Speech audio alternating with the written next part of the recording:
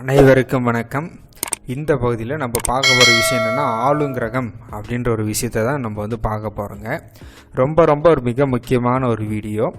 நம்ம பயன்படுத்தக்கூடிய இந்த உண்மையான கேபி ஜோதிடத்துடைய ஒரு ஹீரோவே யார் அப்படின்னா அது இந்த ஆளுங்கிரகம் தாங்க.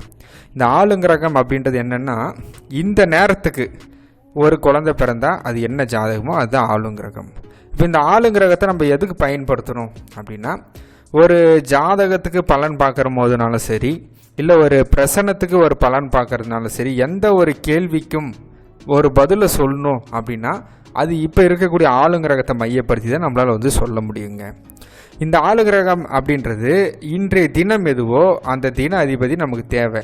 இப்போ இன்றைக்கி நாள் திங்கக்கிழமை, அப்போ இன்றைய தினத்துடைய அதிபதி சந்திரன் ஃபஸ்ட்டு விஷயம்.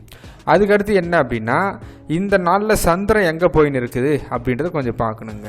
இப்போ இந்த நாளில் சந்திரன் டீட்டெயில்ஸ் பார்த்துங்க. 24 நவம்பர் 2025 திங்கக்கிழமை 4:32 PM ஜோலார்பேட்டில் நான் இருக்கேன்.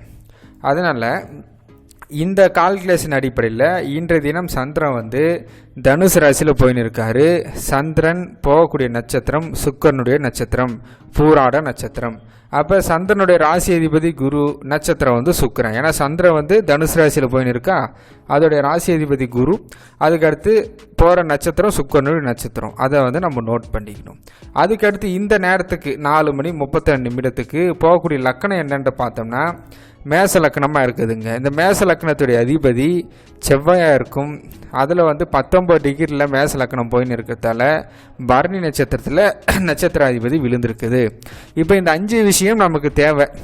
இன்றைய தின அதிபதி என்ன, சந்திரன் எந்த ராசியில் போயின்னு இருக்காரு, ராசி அதிபதி நட்சத்திர அதிபதி, அதே மாதிரி லக்கணத்துடைய ராசி அதிபதி நட்சத்திர அதிபதி, இந்த 5 கிரகத்துடைய தொடர்புகள் நமக்கு தெரிஞ்சுக்கணும். இப்போ இதை வச்சு நம்ம என்ன பண்ணலாம் அப்படின்னா இப்போ நடக்கக்கூடிய எல்லா சம்பவத்துக்கும் இப்போ இருக்கக்கூடிய கிரகங்கள் தான் ஒரு மிக முக்கியமான ஒரு காரணம். நம்ம மனசில் ஒரு எண்ணம் தோணினாலும் சரி, இல்லை நம்மளே ஒரு ஜாதகத்துக்கு பலன் பார்க்குறோம், அந்த ஜாதகர் எதுக்காக வந்திருக்காரு, அவர் மனசில் என்ன கேள்வி இருக்குது அப்படின்றது இப்போ இருக்கக்கூடிய ஆளுங்கிரகம் பதில் சொல்லும்.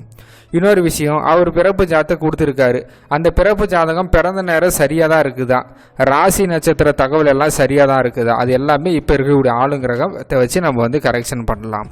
அதுக்கடுத்து ஃப்யூச்சரில் ஒரு பதில் நடக்க போகுது, எப்போ நடக்க போகுதுன்னு கேட்குறாரு. இப்போ திருமணம் எப்போ ஆகுன்னு கேட்குறாரு, குழந்தை எப்போ பிறக்குன்னு கேட்குறாரு. அந்த எப்போது அப்படின்ற அந்த விஷயத்துக்கு அதுக்கும் நம்ம இப்போ இருக்கக்கூடிய ஆளுங்கிரகத்தை பயன்படுத்தி தான் நம்ம பதில் சொல்லுவோம்.